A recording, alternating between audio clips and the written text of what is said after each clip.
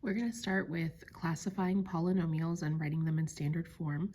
Standard form means that the terms are in decreasing order by power, that we call the power the degree for that term, and the degree of a polynomial is the highest degree of all of its terms. So let's go through this chart and just write down the degree first for each of these polynomials. The degree is the highest power on the x's. For this first one, there are no x's that are visible, so the highest power would be 0. On the second one, you have an x. It has a power of 1. The next one has a power of 2. This one has multiple x's, so we look for the highest powered one, 3. Same thing here, and same thing here. Next, we can also classify by the number of terms. Terms are things that are grouped by multiplication and they're separated by addition or subtraction. This one has just one group, so one term. We have two groups separated by addition. One big group.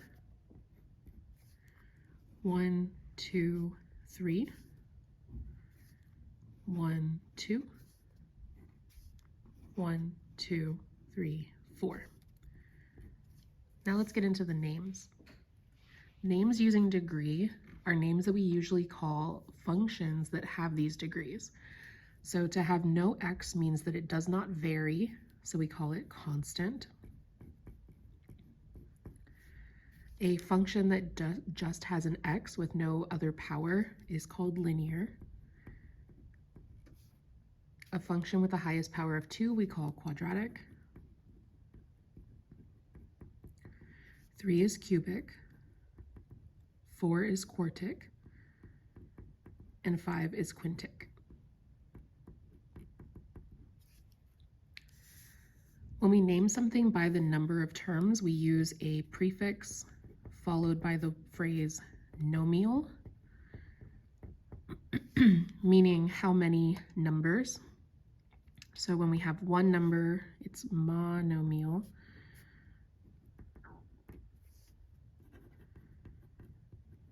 For 2, we use the prefix bi, like bicycle, 2 tires, 2 numbers. For 3, it's trinomial. And then for 4 or more, we typically will just use polynomial, poly meaning many.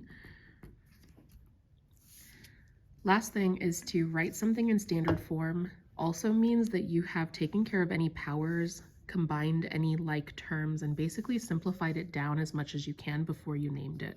In this first one, I have 2 terms that can be combined together, so I go ahead and do that first. If I don't simplify first, I might misname it. This one now has a highest power of 1, so it is linear, and there are 2 terms, so it is a binomial. I call this the first and last name of the polynomial. For our last one, it looks like everything's just in the wrong order, so I rewrite it with the highest power first. Make sure you're moving the entire group all at once.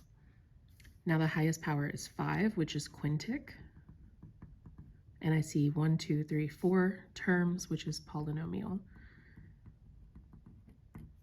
For the one in the middle, this is squared. It's important that you know that squaring means that you're multiplying something times itself. So I do want to write this out first. And then we're going to distribute. So the x squared gets multiplied to each of these terms.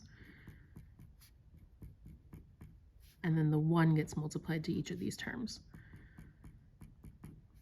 I can again combine like terms. And then naming it, it is a quartic trinomial.